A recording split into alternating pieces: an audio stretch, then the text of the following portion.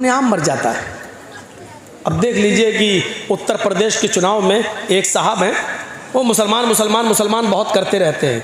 आजकल वो बहुत चिल्ला रहे हैं, सपा ने क्या किया, समाजवादी पार्टी के दल्लो, ऐसी तमाम भाषाएं इस्तेमाल की जा रही हैं सिर्फ मुसलमानों में प्रचार करने के लिए। लेकिन उसके जवाब में अखिलेश ने एक बात भी नहीं कही है, ना उसका जवाब दिया जा रहा, ना उसका नाम लिया जा रहा है। इसका नतीजा ये निकला कि पूर्वांचल में चले जाओ या पश्चिम में चले जाओ, जो पहले कुछ वोट मिलने वाले भी थे, बंटने वाले थे, चुनाव से 2 दिन पहले सब ऐसे एक हुए, ऐसे इकट्ठे हुए कि उन्होंने सोचा कि नहीं, पहले अपने आप को बचाओ, इसी में भलाई है, इसी में भलाई है, पहले अपने आप को बचाओ। और ये अक्लमंदी का तकाजा है मेरे भाइयों, ये अक्लमंदी है कि हर आदमी को, हम तो बार बार कहे हैं, मेरे मोबाइल में आज तक मेरे घर यही रखा हुआ है, अभी 4-5 दिन पहले चलाया है, अभी जी हिंदुस्तान ने मेरे खिलाफ, और अभी चिल्लाया, देखिए ये लखनऊ में जो ममता बनर्जी आई हैं, ये मौलाना जर्जीस की प्लानिंग का एक हिस्सा है। अब बताइए, ये जी हिंदुस्तान ने चलाई है, मेरे पास रखी हुई है वो रिकॉर्डिंग। मैं जब टीवी में आ रहा था मैंने वो बना लिया, उसकी वीडियो बना ली, 2 मिनट की मैंने वीडियो बना ली कि देखिए ये उसी प्लानिंग का हिस्सा है। मौलवी जर्जीस जो बंगाल में बोला, ममता बनर्जी वही लखनऊ में बोल रही हैं। इनकी दोनों की भाषा एक है, ये सब मुसलमानों को एक करने के लिए आए हैं। जर्जीस ने बंगाल में मुसलमानों को एक किया, ममता बनर्जी यहाँ उत्तर प्रदेश में मुसलमानों को एक करने आई। यानी इस तरीके से ये बोला जा रहा है, इस तरीके से। लेकिन अक्लमंदी का तकाजा है। मैंने शायद कहीं मिसाल दी थी मेरे भाइयों की, जंगल में शेर और भेड़िया और लोमड़ी, इन तीनों ने शिकार के लिए तीनों निकले। जंगल में शेर, भेड़िया और लोमड़ी, जानते होंगे लोमड़ी, फॉक्स, ये तीनों जानवर शिकार के लिए निकले। शेर ने हिरन मारा, भेड़िए ने बकरी का शिकार किया और लोमड़ी ने खरगोश मारा। अब शेर ने कहा भेड़िए से, चलो 3 जानवर मरे पड़े हैं, ये हिरन, ये बकरी, ये खरगोश, चलो बताओ किसको कौन सा जानवर खाना है, तुम फैसला करो, मैंने तुम्हें जज बना दिया है। भेड़िया कहता बहुत आसान। का क्या है? का हिरन बड़ा है, आप खा लो। बकरी को मैंने मारा, मैं खा लेता हूं। लोमड़ी ने खरगोश मारा है, लोमड़ी को खरगोश दे देते हैं। अब शेर तो जालिम था। जो लोग मेरी तकरीर में समझ जाएं कि जालिम शेर कौन है, समझ लो पूरी तकरीर समझ गए। शेर तो जालिम था, हालांकि भेड़िए का फैसला बिल्कुल सही था। भाई भेड़िए ने फैसला सही किया कि नहीं किया? भाई हिरन आपने मारी, हिरन आप खा लो, बकरी मैंने मारी, मैं बकरी खा लेता हूँ, लोमड़ी ने खरगोश मारा, लोमड़ी खरगोश खा लेती है। भेड़िए ने फैसला बिल्कुल सही किया, लेकिन जालिम था शेर। उसने कहा क्या इतना बुरा फैसला? अरे कमीने कहाँ से पढ़ के आया तू, इतना गंदा फैसला? उठा और उसने एक पंजा मारा भेड़िए के, उसकी गर्दन अलग अलग। कमीना इतना बुरा फैसला, फैसला करना भी नहीं जानता, मेरे सामने उसकी जुर्रत देखो, इतना घटिया फैसला। लोमड़ी से कहा ए तू फैसला कर। लोमड़ी मुस्कुराने लगी, बिल्कुल साहब जंगल के राजा, ये भेड़िए को अकल ही नहीं थी, पागल था, बिल्कुल गलत फैसला किया इसने। कहा अच्छा तुम फैसला करो। लोमड़ी ने कहा बहुत आसान है साहब, ये तीनों जानवर आपके हैं और अब तो भेड़िया भी आपका है। क्या मतलब? कहा हिरन आप सुबह खा लीजिए, बकरी शाम को खा लीजिए, और दोपहर में भूख लगे तो मुंह का जायका बदलने के लिए खरगोश खा लीजिए। आप जंगल के राजा हैं, आप नहीं खाएंगे तो कौन खाएगा? शेर ने कहा वाह वाह लोमड़ी वाह, ये है अच्छा फैसला, इतना अच्छा फैसला तुझे किसने सिखाया? लोमड़ी ने कहा इसी भेड़िए की कटी हुई गर्दन ने। हजरत इसी भेड़िए से सीखा है मैंने ये फैसला। अगर मैं आज ये फैसला ना करती तो मेरा भी यही हाल होता। मैंने उत्तर प्रदेश में यही बात कह दी। मैंने कहा जालिम बादशाह से बचने के लिए भेड़िया मत बनो, सही फैसला करने की कोशिश मत करो, वरना हक बात कहने पर भी मारे जाओगे। अक्लमंदी यह है कि लोमड़ी ने फैसला गलत किया जरूर था, लेकिन अक्लमंदी ये थी कि उसने अपने आप को बचा लिया। हमने कहा लोमड़ी बन जाओ, अपने आप को बचा लो, वरना शेर ऐसा झपट्टा मारेगा कि भेड़िए की तरह पड़े रहोगे, यहीं गर्दन पड़ी रहेगी तुम्हारी। इतना मैंने कहा, उत्तर प्रदेश के लोगों की भी अकल में आती, बात सही कह रहे हैं मौलाना साहब। इस वक्त ज्यादा मुसलमान हक हक मत चिल्लाओ, ज्यादा चिल्लाएंगे तो ना हमें हक मिलेगा, ना यही आएगा, ना हम जिसको देना चाह रहे हैं वो आएगा, और दूसरा आएगा वो कहेगा ठोको बुलडोजर, यही करता रहेगा। इसलिए बेहतर यह है कि लोमड़ी की तरह अक्लमंदी से काम ले लो। तो मेरे भाइयों, ये अक्लमंदी और दानिशमंदी है।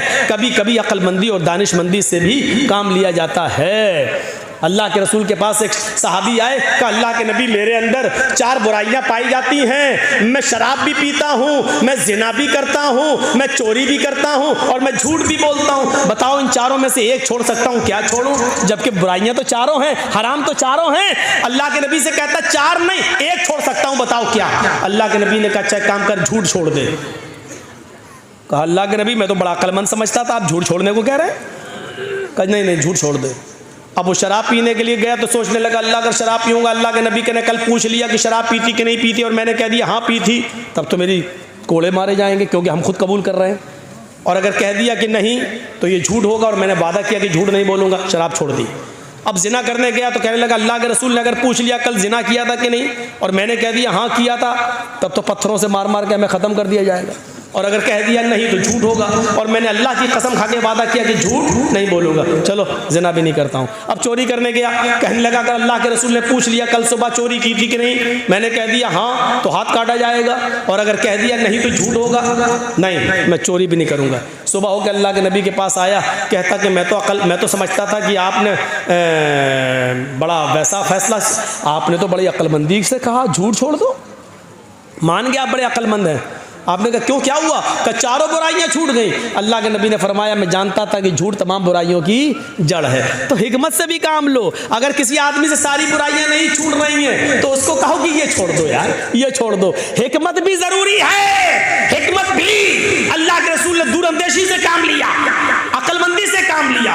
हमें भी हर वक्त अक्लमंदी से काम लेने की जरूरत है, अक्लमंदी से काम लेने की जरूरत है। आज हमारी यही सूरत हाल हो चुकी है मेरे भाइयों कि हम अपनी परेशानियों से इतना परेशान नहीं है जितना हम दूसरे के सुख से परेशान हैं। हमारी हालत ये हो चुकी है। कुत्ता देखा है? कुत्ता देखा क्या मौलाना साहब? हमारा तो उठना बैठना ही उन्हीं में है। कुत्ते ने देखा एक छुरी पड़ी हुई है और उस छुरी पे खून लगा हुआ है बकरी का ताज़ा ताज़ा, और छुरी ऐसे ज़मीन पर खड़ी है। अब कुत्ते को तो चाटने की आदत होती है, उसने कहा इस पे बकरी का खून लगा है, खून को चाटने के लिए उसने अपनी ज़बान चलाई। जैसे ही चलाई छुरी पर उसकी ज़बान कट गई। बकरी का खून तो चाट गया लेकिन उसकी ज़बान कट के उसका खून उस पर लग गया। अब कुत्ता क्या समझ रहा है ना अभी खून बाकी है। उसने फिर दोबारा ज़बान से चाटा, फिर दूसरी जगह से कट गई। उसने कहा अरे अभी भी बाकी है, फिर चाटा, फिर कट गई। वो उस वक्त तक चाटता रहा कि उसकी ज़बान कट के गिर गई और फिर वो खुद हलाक हो गया, मर गया। यही हालत हमारी है। मिसाल सख्त ज़रूर है लेकिन सच्ची मिसाल है। हम दूसरे को बर्बाद करने के लिए यही अपने आप को बर्बाद कर लेते हैं। जैसे कुत्ता बकरी के खून को चाटने के लिए अपना ही खून चाटते चाटते अपनी ज़बान काट बैठा, यही हाल हमारा है। आज जुमे के खुतबे में मैंने सब सुनाया था ना कि वो दो सहाबी थे, जिन लोगों ने ना सुना हो सुनो, जिनके कपड़े की दुकानें पास पास थी। एक आदमी, एक सहाबी का कपड़ा बिक गया, दूसरा कस्टमर आया, दूसरा भी बिक गया, तीसरा कस्टमर आया, उसी दुकान पर तीसरा भी कपड़े के थान ले गया, चौथा आया, उसने चौथा भी उसी को दे दिया उसी दुकान ने, पांचवा कस्टमर आया उसी दुकान पर कपड़ा खरीदने। दुकानदार कहने लगा नहीं, अब वो कपड़ा मेरे पास नहीं है, मेरे भाई के पास चले जाओ, इससे भी अच्छा कपड़ा तुम्हें वहाँ मिल जाएगा, ये पड़ोस में दुकान है। उसने ये सोचकर उसको भेज दिया कि मेरे तो 4 कपड़े के थान बिक गए, मेरे घर में मेरी बीवी बच्चों का गुजर बसर चल जाएगा, मेरे भाई की तो बोनी तक नहीं हुई है उस पड़ोसी की, उसके भी बीवी है, उसके भी बच्चे हैं, उसको भी शाम को कमा कर ले जाना है और अपने बीवी बच्चों का पेट पालना है।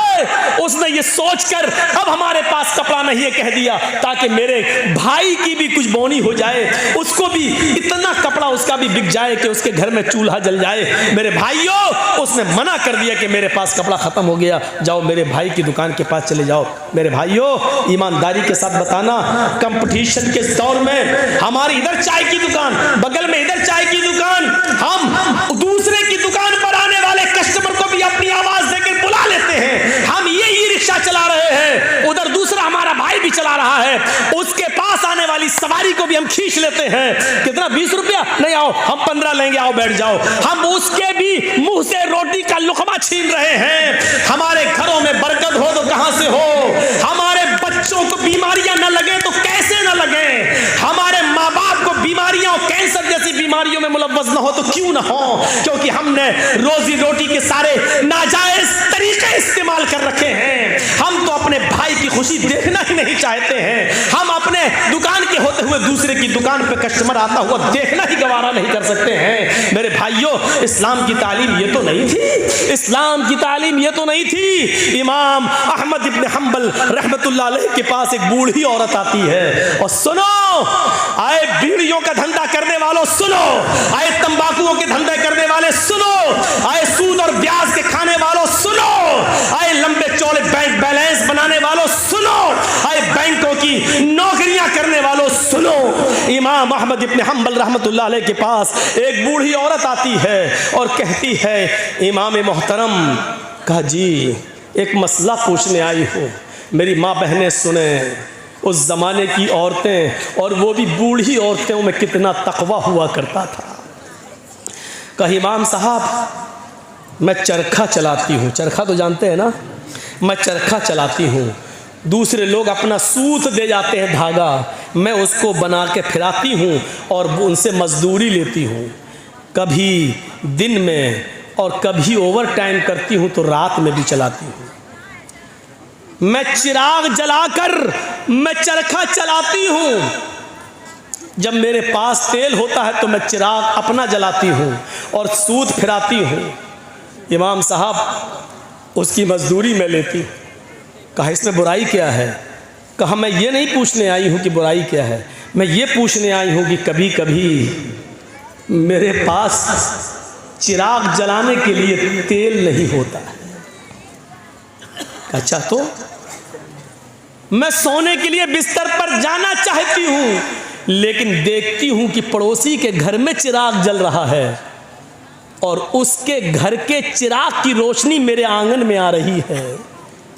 मैं अपना चरखा लेकर उस आंगन में बैठ जाऊं और उस पड़ोसी के घर से जो चिराग जल रहा है, मैं मांगने नहीं गई उसकी रोशनी, लेकिन उसकी रोशनी ऑटोमेटिक मेरे घर में आ रही है। अगर मैं उसके चिराग की आने वाली रोशनी में अगर सूत फिरा लूं और चरखा चला लूं और ये चलाकर मैं अपने मालिक से उसकी मजदूरी ले लूं, तो ये कमाई मेरे लिए हराम तो नहीं होगी? मेरे लिए ये मजदूरी हराम तो नहीं होगी? मैंने चोरी नहीं की है, मैंने उससे चिराग में तेल नहीं मांगा है, उसके घर में चिराग जल रहा है और उसकी रोशनी मेरे घर आ रही है, उसकी रोशनी मेरे घर आ रही है। अगर मैं उसकी रोशनी में सूत फिरा लूं और इसकी मजदूरी में ले लूं तो ये मेरे लिए हराम तो नहीं होगी? ये खाकर कहीं मैं अज़ाब कब्र की मुस्तहिक तो नहीं बनूंगी, कहीं मैं जहन्नम में तो नहीं जाऊंगी? अहमद इब्न हम्बल रहमतुल्लाह अलैह फरमाते हैं, खातून माँ, तेरे सवाल ने अहमद इब्न हम्बल के इल्म को आज शर्मिंदा कर दिया। काबे के रब की कसम, तेरे इस मसले का जवाब अहमद इब्न हम्बल के पास नहीं है। कहने लगी, इमाम साहब, फिर आपसे बड़ा आलिम इस बस्ती में कोई है ही नहीं, फिर मैं ये किससे मसला पूछूं? उन्होंने कहा, सुन मेरी माँ, जहाँ तक कयास का नतीजा है, कयास का तकाजा है, तो जहाँ तक मेरा इल्म है, मैं उस इल्म की रोशनी में कयास लगाकर अंदाजे से ये कह सकता हूँ कि इसमें कोई हर्ष तो नहीं लग रहा है। क्यों? क्योंकि तू मांगने नहीं जा रही है, वो अचानक आ रही है। तेरे घर में भी दीवार नहीं है और उसके घर में भी कोई दीवार नहीं है, और उसके चिराग की रोशनी आ रही है तेरे घर, तो इसमें तेरा क्या कसूर है? बज़ाहिर तो इसमें कोई बुराई नहीं लग रही है, लेकिन अगर तुम्हारा दिल आमादा नहीं है तो मेरी माँ, इससे भी बच जाओ तो बेहतर है, इससे भी परहेज़ कर लो तो बेहतर है, इससे भी, क्योंकि वो है तो दूसरे ही की रोशनी, है तो दूसरे ही की रोशनी। बहरहाल अगर तुम इससे भी परहेज़ कर लो तो ये ज़्यादा बेहतर है तुम्हारे। जब वो औरत वहाँ से जाने लगी बुढ़िया, तो इमाम अहमद इब्न हम्बल ने लोगों से पता लगवाया कि ये किसकी बेटी है, इसके बाप का क्या नाम था। बताया होगा किसी ने कुछ जो मेरे जहन में नहीं रहा। अहमद इब्न हम्बल फरमाते हैं कि आज के ज़माने में ऐसी बूढ़ी औरतें मौजूद हैं, ज़रूर इसका बाप कोई आलिम कुरान होगा, आलिम हदीस होगा, क्योंकि ऐसी तरबियत अपनी औलाद के अंदर कोई बड़ा आलिम ही पैदा कर सकता है। बुढ़ापे की इस दहलीज पर पहुंचकर भी इस औरत की हालत यह है, इस बुढ़िया की हालत यह है कि पड़ोस से आने वाली रोशनी में भी, उस चिराग की रोशनी में भी चरखा चलाने के बारे में सोच रही है कि ये चरखा चलाएंगे तो ये कमाई मेरे लिए हलाल होगी या हराम। तब ऐसे लोगों की नमाजें अर्श से टकराएं और अल्लाह कबूल ना करे, ऐसा हो ही नहीं सकता है। मेरे भाइयों, इधर हम नमाज पढ़ के निकलते हैं, जो मैं सर बसजदा हुआ ज़मी पर, तो आसमां से आने लगी ये निदा, तेरा दिल तो है सनम आशना, तुझे क्या मिलेगा नमाज में। एक हमारा तक़वे का हाल ये है, एक हमारी परहेजगारी का हाल यह है कि यहां से निकले नमाज पढ़ के, मालिकी यौमिद्दीन, तू क़यामत के दिन का पूरा पूरा मालिक है। इय्याका नअबुदु व इय्याका नस्तईन, तेरी ही इबादत करते हैं, तुझसे ही मदद मांगते हैं। इहदिनस सिरातल मुस्तकीम, जो सीधा रास्ता उस पे चला, तमाम बुरे रास्तों से बचा ले। यहाँ ये दुआ मांग के हटे, सलामु अलैकुम व रहमतुल्लाह, सलामु अलैकुम व रहमतुल्लाह। जैसी सलाम फेरा और मस्जिद के बाहर निकलते ही जेब में बीड़ी रखी है, निकाली और माचिस जलाई और सूरह दुखान की तिलावत शुरू, धुआं धक्कड़ शुरू।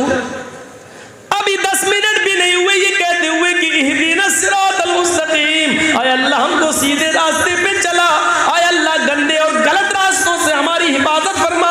अभी ये दुआ मांगे हुए 10 मिनट भी नहीं हुए और यहाँ आकर ये है हमारी इबादतों का और हमारी नमाजों का हाल।